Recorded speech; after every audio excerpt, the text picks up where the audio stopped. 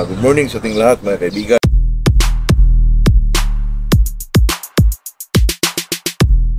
Dito na naman tayo sa ating usapang magmamanok po.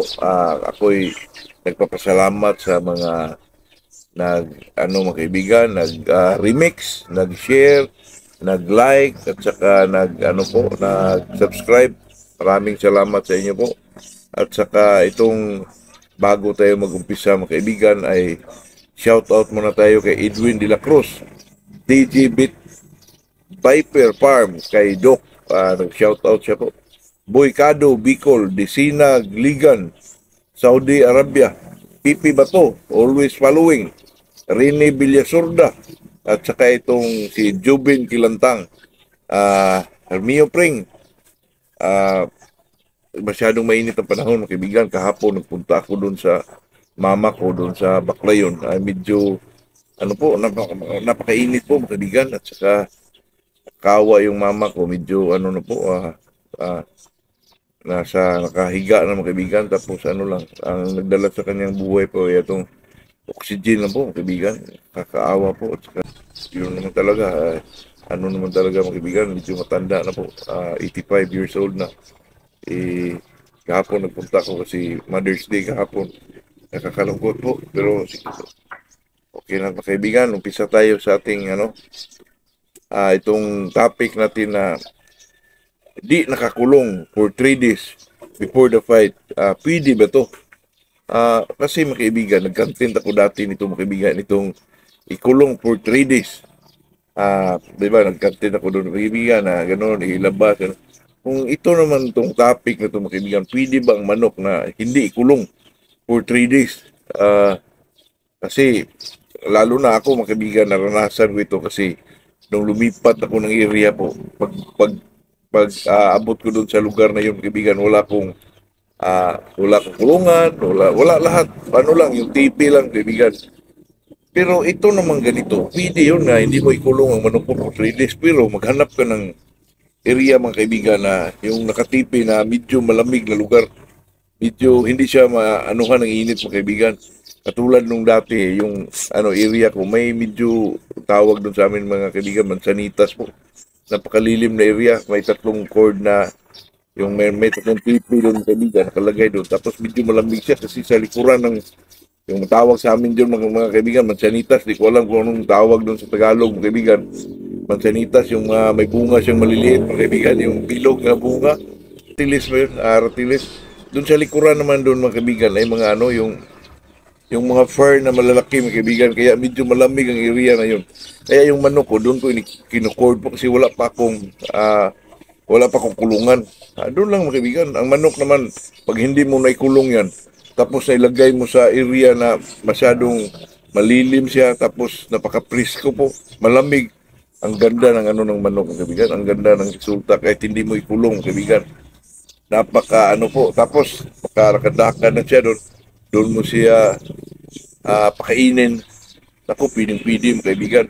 Pero, mas maganda talaga kung may kulungan ka. Pero kung talagang wala kang kulungan, pwede maghanap ka ng area mga kaibigan na medyo malamig, mas komportable sila sa area na yun. Talagang mas maganda yung hindi mainitan mga kaibigan. Tapos, parang lilim lang. Kasi ang manok mga kaibigan, lalo pag nakondisyon na relax na siya, pwede na hindi mainitan yun mga kaibigan. Kasi ang hinahanap ko doon ay yung lalamig na area na para medyo maganda yung sikla ng kanyang katawan po. Kasi iba yung manok mga kaibigan, pag mainitan siya, kahit umaga lang, yung ang hinahabol mo doon kaibigan ay 3 days before the fight na lalaban na siya.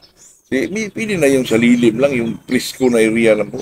Kasi, mga kaibigan, pag ang manok naman ay, lalo na pag may maraming mga tanim po, may mga oxygen doon mga kaibigan Alam niyo natin yun, di ba? Yung mga tanim-tanim dyan. Ang number 1 na, makakuha sa baho. Kung anumang baho na nandun.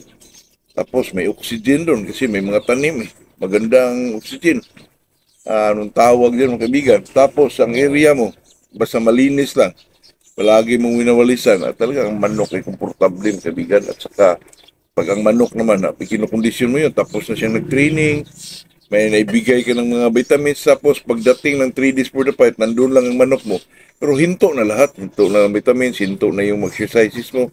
Lahat hinto na. Pati lighting, mga kaibigan. Ganun ako po. Hinto na. 3 days before the fight, talagang stop na yung lahat, mga kaibigan. Doon lang siya. Nag-ano na siya doon sa withdrawal niya, mga kaibigan. Pagdating sa pit, 3 days before the fight, mga kaibigan. Pagdating niya sa pit, sa day of fight, ay talagang doon lumalabas yung mga palo na super na mga palo, mga kaibigan. Kasi yung mga ganyan, mga kaibigan, bigay ka ng vitamina. Pag ano doon ka dyan, unti-unti yung mga lumalabas yun sa ano, mga kaibigan. Tapos ang tinatawag ng mga kaibigan ay withdrawal na po. Yung matira sa manok ng mga kaibigan na talagang mag-boom na yung lakas niya at saka ano, mga kaibigan.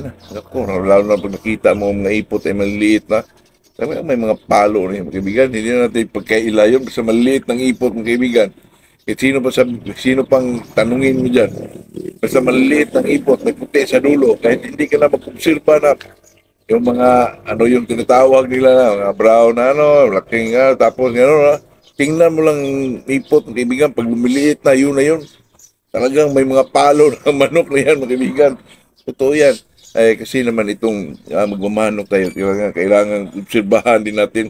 Kung obserbahan ko yan, mga kaibigan, na yung tinatawag nila na yung mag-imti na talaga ang manok. Pag-iti na siya ng puti, gano'n, hihintay mo pa yung ano mong natawag, sikal. Di na natin alam yung mga kaibigan. Kasi pang matalino yun, pang bright na yun, mga kaibigan. Tayo ay mga gilid na sa bungiro lang. Pag nakita niyo, mga kaibigan, na medyo maniliit na yung mga ipot ng isang manok, talagang may mga palo na yung kaibigan. Totoo yan, maliit na may puti sa dulo. Ako, mga kaibigan, kahit wala na kayong hintayin pa sa anong ipot na lumalabas yan. Talagang mga manok na ganyan, mga kaibigan, talagang may mga palo yan. Totoo yan. Iba naman yung mga obserbasyon ng mga talagang mga ano na talaga, mga legend na sabong yung binabantayan na sa ipot. Kung sa atin, mga kaibigan, hinahanap natin yung maliliit na ipot lang. Yun na yun, mga kaibigan, talaga may mga palo ng mga manok na yan. Tapos, nakalagay lang yung manok mo kahit hindi mo nilagay sa kulungan. Diyan lang sa lilim, mga kaibigan, naka-cord lang. Nako, huwag mo na ilimber. Doon lang, naka-cord. Pag video, pumunta ka na sa sabungan, mga kaibigan, hugasan mo rin yung mga paa. Tapos ilagay mo sa limber na may mating, mga kaibigan. Yung papunta ka na doon sa sabungan, huwag ka na medyo malinis yung mga paa niya para mag-presko siya. Pagdating niya doon sa, ano, sa sabungan, at hindi mo nang ilagay sa kulungan. O, para doon naman siya makarelax. Ilagay mo doon ng mga 2 hours, pwede na yun. Sa kondisyon yung manok mo eh. Kaya yun lang, mga kaibigan, ang manok na talagang wala kang malagyan na kulungan, 3 days for the fight, pwede na yung mga kaibigan. I-cord mo lang sa medyo komportable siya at saka medyo malamig na area po na doon siya mag-enjoy sa kanyang ano po. Yun lang, mga kaibigan. Talagang enjoyment lang po sa atin. Ito yung sapang magpamanok lang. Wala nang iba po. Talagang gusto natin na ma-enjoy tayo, pawala ng stress. Ito lang siguro, mga kaibigan. Good morning sa ating lahat po.